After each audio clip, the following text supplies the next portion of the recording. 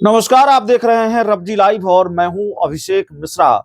देखिए, बिहार में सरकार बदलने के बाद नेताओं के तेवर भी बदल गए हैं।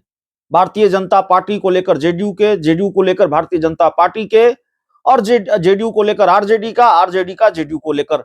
तो चूंकि सरकार बदली है, दोस्त बदले हैं, दुश्मन बदले हैं, तो बहुत बदलाव देखने को भी मिल रहा है। अब आरजेडी ने एक बड़ा दावा किया है, या आरजेडी ने राज खोला है कि 1.5 साल पहले जब नीतीश कुमार महागठबंधन में आए थे, लालू यादव से दोस्ती की थी बीजेपी का साथ छोड़कर, तो ये दोस्ती कैसे हुई थी।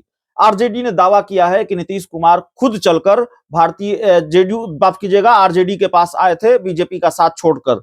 आरजेडी ने कहा है, आरजेडी के राज्यसभा सांसद मनोज झा ने कहा है कि बीते 17 महीने में प्रदेश में जितनी भी नौकरी दी गई, उनका सारा क्रेडिट महागठबंधन सरकार में डिप्टी सीएम रहे तेजस्वी यादव को जाता है। मनोज झा ने 2022 का हवाला दिया और कहा कि नीतीश कुमार खुद चलकर हमारे नेता के पास आए थे, अपनी पीड़ा बताई कि भाजपा के साथ वो काफी परेशान हैं, उनके विधायकों को तोड़ने की कोशिश की जा रही है और लालू प्रसाद यादव का मानना है कि नीतीश कुमार उनके परिवार के सदस्य की तरह हैं, लिहाजा उनकी मदद का निर्णय हुआ। लेकिन तेजस्वी यादव की शर्त यह थी कि आरजेडी के चुनावी घोषणा पत्र में 10 लाख नौकरियों का जो वादा किया गया है उसे हम लागू करेंगे। मनोज झा ने आगे कहा कि इससे पहले 17 वर्षों तक उनका शासन था, वह बताएं उसे उस दौरान कितने लोगों को नौकरियां दी गई। 17 वर्ष बनाम 17 महीने की रिपोर्ट तो सबके सामने है। आरजेडी ने दावा किया कि बिहार के गांव-गांव से सभी परिवार के काम से कम एक युवा नौकरी दी गई है, और आज जब सरकार चली गई है, टूट गई है, तब बिहार का युवा स्तब्ध है, उसके मन में निराशा है। हमने जो कहा उसे पूरा किया, जाति आधारित गणना कराई गई, उसके आधार पर आरक्षण का दायरा बढ़ाया गया।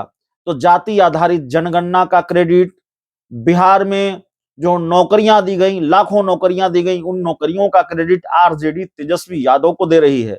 और सिर्फ क्रेडिट नहीं दे रही है, बल्कि चुनाव में इसको भुनाने की भी तैयारी है। सोशल मीडिया हो या पटना की सड़कें हो, हर जगह पोस्टर और बैनर इसको लेकर लगाए गए हैं। तेजस्वी यादव की उपलब्धियों का बखान किया गया है। और दूसरी तरफ नीतीश कुमार के साथ सरकार में आते ही जाति गणना और नौकरियों का क्रेडिट बीजेपी ले रही है, जेडीयू ले रही है। तो क्रेडिट वार चल रहा है।